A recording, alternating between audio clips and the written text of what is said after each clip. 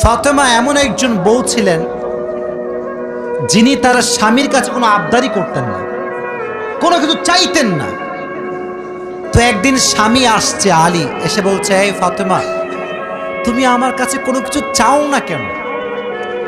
কিচ্ছুই চাও না, আমি চাই তোমাকে দিতে, তুমি নিতেই চাও না। আজকে তুমি এমন একটা কিছু চাইবা যেটা খাওয়ার জিনিস হবে, আমি তোমাকে নিয়ে এসে খাওয়াবো, আমি তোমাকে নিয়ে এসে। তো ফাতেমা বলছেন, না দরকার না। কি দরকার? থাক না, কোনো প্রয়োজন নেই। তো আলী আজকে নাসরবান্দা, না আমি খাওয়াই ছাড়বো আজকে, বলো কি খাবা। তো চাওয়ার একটা লিমিটেশন আছে।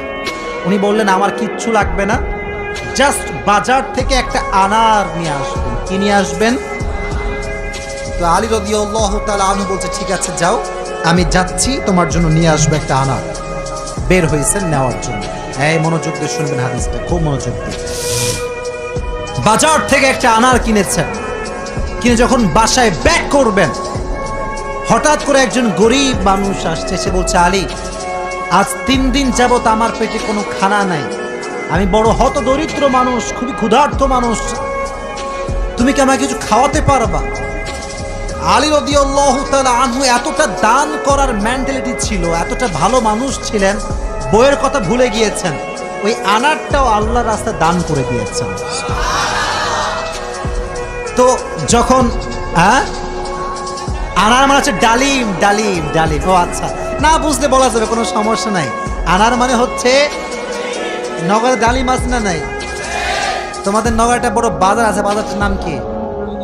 হ্যাঁ, ওখানে দেখবা রাস্তার বাম পাশে সবগুলো বসে না, ফলের সব দেখবা, অনেক অনেক অনেক আপনার আঙ্গুর রাখা আছে, বেদানা রাখা আছে, আছে না নাই?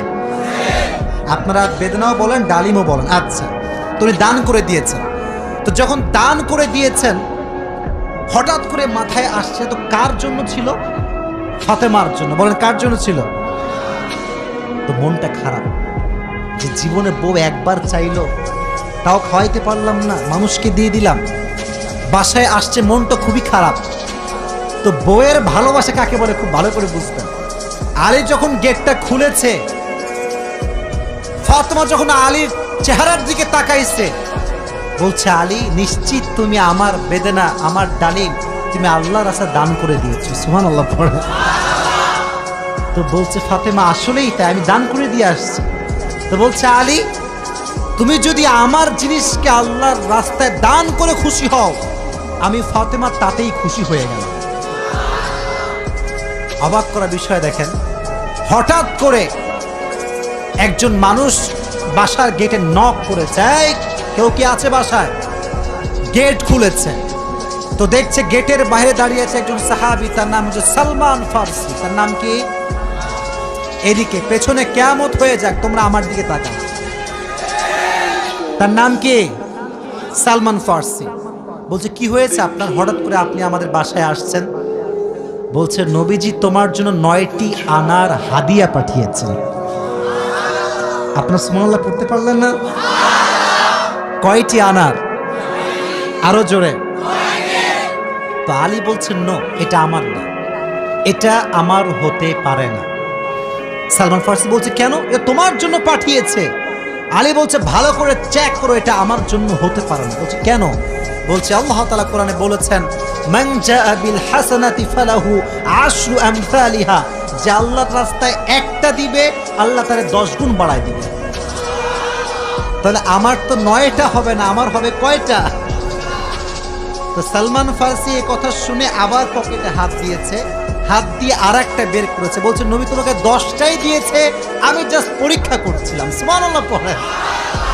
তো চাইলেও একটা ভালোবাসা লাগে, আর যে আল্লাহর রাস্তায় দান করে তার আরো বেশি বাড়ায় দেয়। একজন আওয়াজ দিয়ে বলে, তিনি কে? আর একটা রিওয়ায়াত বলি, একদিন ফাতেমা রাদিয়াল্লাহু তাআলা আনহা সুতা বিক্রি করলেন। কি বিক্রি করলেন? সুতার দাম হচ্ছে 6 দিরহাম। কয় দিরহাম? আচ্ছা, তো বলছে, হে আমার স্বামী আলী, 6 দিরহাম নিয়ে কয়েকটা রুটি নিয়ে আসো হাসান এবং হোসাইনের জন্য। কার জন্য? হাসান এবং হোসাইন কার সন্তান? ফাতেমা এবং আলীর সন্তান। তো অবাক করে একটা রেওয়ায়াত, আমি জাস্ট গতকালকে এটা পড়লাম, এটা আমি আগে জানতাম না। তো বের হয়েছে বাসার থেকে রুটি কিনবার জন্য। কি কিনবার জন্য? রুটি কিনে ফেলেছে। Just he was coming back to home, বাসায় আসছিলেন। হঠাৎ করেই গরিব আসছে, অসহায় মানুষ। আলী, কিচ্ছু নাই পেটে খাওয়ার মতো, তুমি কিছু দিতে পারবা? আলীর মনোমাইন্ড এতটা বড় ছিল, যা কিনতে গিয়েছিল ফ্যামিলির জন্য ওইটাও আল্লাহ রাস্তায় দান করে দিয়েছে। জোরে সোরে পড়ুন সুবহানাল্লাহ। সন্তানের জন্য খাবার আপনি কিনেছেন, কিন্তু দান করে দিয়েছেন, কিন্তু ভেতরে একটা কষ্ট আছে না নাই? দেখো এই যুবকেরা, প্লিজ প্লিজ লাফালাফি করো না, এদিকে আমার দিকে একদম স্থির হয়ে থাকো, চুপচাপ স্থির থাকো। কারণ নওগাঁর মানুষ তো এরা অভদ্র ঘরের সন্তান, এরা সব ভদ্র ঘরের সন্তান, ঠিক না? চুপচাপ থাকেন। তো যখন ফিরে আসবেন, হঠাৎ করে একজন লোক আসছে, এসে বলছে, আলী তুমি কি এই উটটা কিনবা? উট? বলেন কি? তো আলী বলছে, না ভাই, টাকা পয়সা নাই, কেনা সম্ভব না। তো বলছে, তোমাকে আমি এইটা এখন দিচ্ছি, তোমার যখন বিক্রি করার সুযোগ হবে তখন বিক্রি করবা, তোমার লাভ তুমি রাখবা, আর আমারটা আমাকে দিলেই হবে। তো আলী বলছে, ঠিক আছে দাও। জাস্ট উটটা নিয়েছে, উট নিয়ে বাসায় ব্যাক করবে, আবার আরেকজন আসছে, বলছে, ভাই এর দাম কত নেবেন বলেন? বলছে, ভাই আপনি দাম বলেন। যে উটের দাম হক 200 দিরহাম, ওই লোক আগেই বলছে, আমি এটাকে তোমার কাছ থেকে 300 দিরহাম দিয়ে ক্রয় করে নেব। নিয়ে নিয়েছে উট। তাহলে আগে ছিল মাত্র কয় দিরহাম, এখন তিনি কয় দিরহামের মালিক হয়ে গেলেন? সুবহানাল্লাহ পড়তে পারলেন না? এখন এই যে 300 দিরহামের মালিক যাকে দিবে, লভ্যাংশ খুঁজে পায় না। কই গেল লোকটা? লোক আর খুঁজে পায় না, না পেয়ে বাসায় আসছে। যখন গেট খুলেছে, গেট খুলেই দেখছে নবীজি তার বাসার ভেতরে বসে আছে। বলছে, আলী আজকের ঘটনা তুমি বলবা নাকি আমি বলবো? বলছে, নবী আপনি বলেন। বলছে, তোমার কাছে সর্বপ্রথম যিনি উট বিক্রি করেছিলেন তিনি আর কেউ নন, তিনি হচ্ছেন জিবরাইল। আর যিনি ক্রয় করেছেন 300 দিরহাম দিয়ে, সে কোনো মানুষ নয়, তিনি হচ্ছেন ইসরাফিল। কেন নবী, এটা কেন আমার সঙ্গে হলো?